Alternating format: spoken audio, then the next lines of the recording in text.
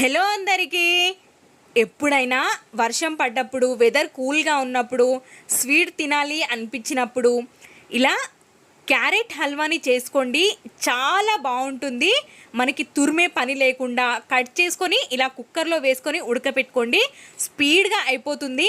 మనకు తురమడం వల్లనే క్యారెట్ హల్వా చాలా ప్రాసెస్ ఉన్నట్టు అనిపిస్తుంది, కానీ కుక్కర్లో కట్ చేసుకొని వేసుకున్నారంటే చిటికెలో అయిపోతుంది. మన క్రేవింగ్ కూడా తీరిపోతుంది. కాబట్టి ఒక్కసారి నేను చేసినట్టుగా ట్రై చేసి చూడండి.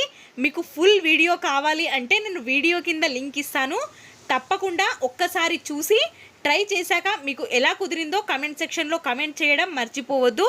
అలాగే మీ ఫ్రెండ్స్ అండ్ ఫ్యామిలీకి షేర్ చేయండి.